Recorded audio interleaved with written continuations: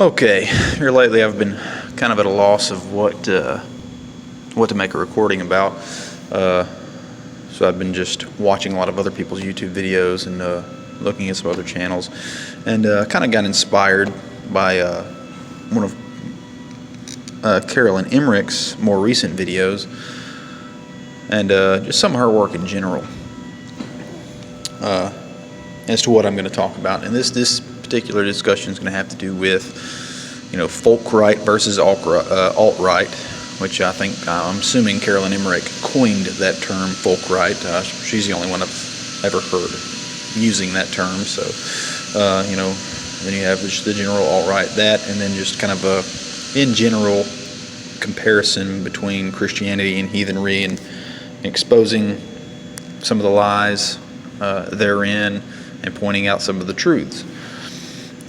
So we'll start out with a few things. I guess I don't promote proselytizing within heathenry. It's not something I personally would promote. That's more of typically like a Christian or a Muslim thing, to proselytize and try to convert everybody. Because for one, you're not trying to convert people when it comes to heathenry. You're trying to get them to return home to their native faith and spirituality.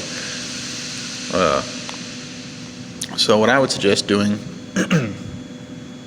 is just pointing out the truth when and where you can, when the opportunity presents itself. Point out the truth. Talk about history.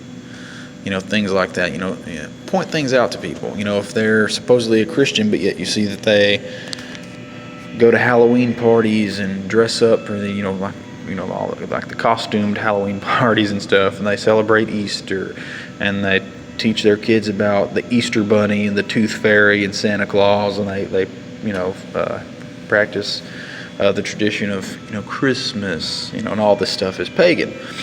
Well, point it out to them, show them, teach them, show them the truth, that this is actually pagan, that this is heathen, this is it's not Christian. Explain it to them. Show them videos and documentaries done by other Christians about this very subject, and explain to them that, look, if you're supposedly a Christian, you can't be doing this. You can't do it.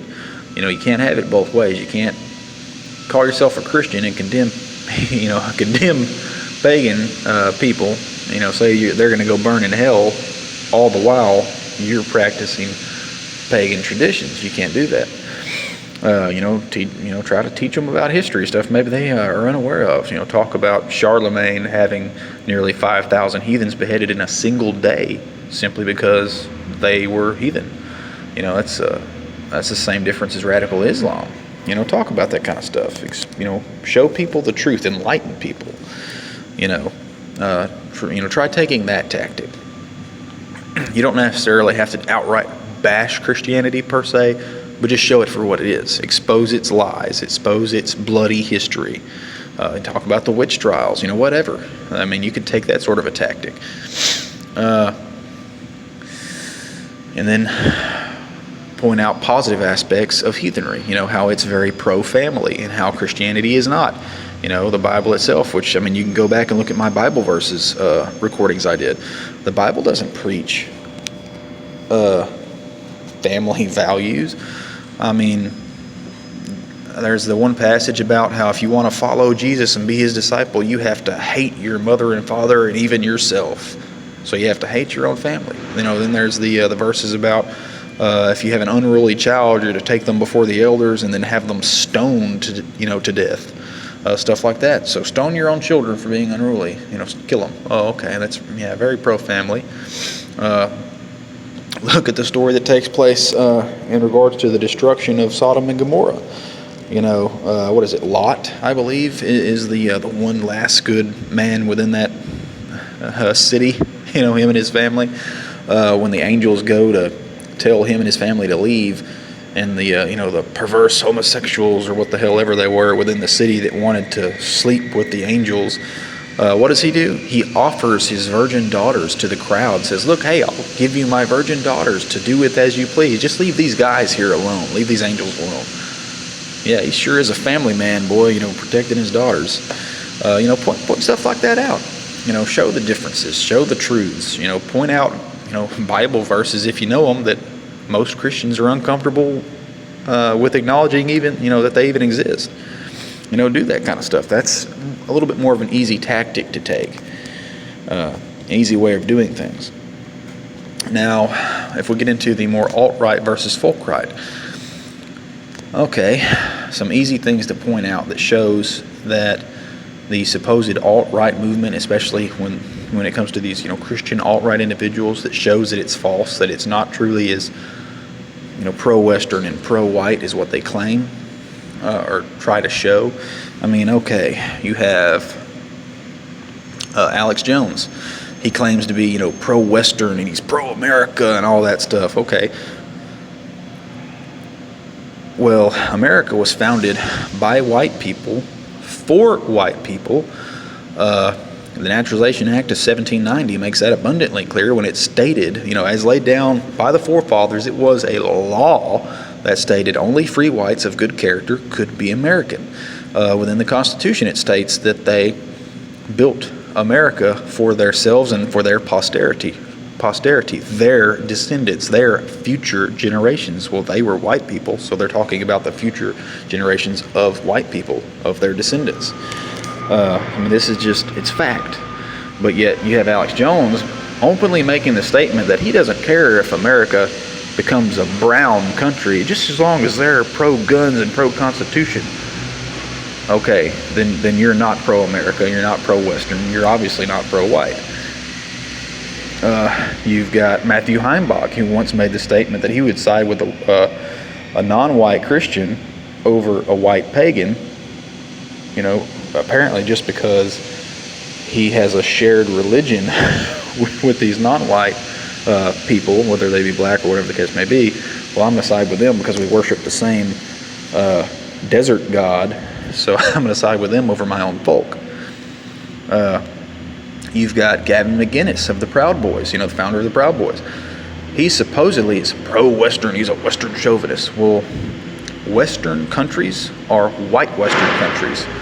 Western culture is white Western culture. Western countries and Western culture would not exist without white people. That's a fact. It is. Western countries are, European countries, or America. That's Western countries. So the cultures found therein are white cultures.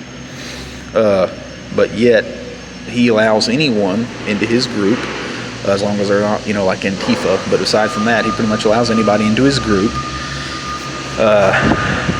He himself is in an interracial relationship with an American Indian woman and has biracial children. So he is obviously not promoting the folk. He's obviously not. And then you have people like Richard Spencer, who might very well be controlled opposition himself, having interviews with people. Who was it? The basketball player. Now the name escapes me. Charles Barkley.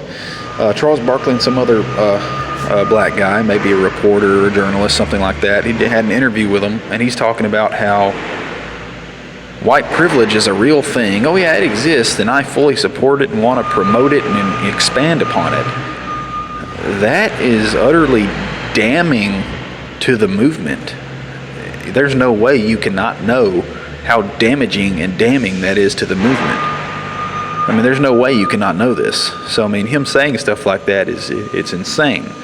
You've got that kind of stuff. Then you've got the white Christians talking about how, white pagans, you're all just going to burn in hell, and, the hell with all of you, you're filthy devil worshipers.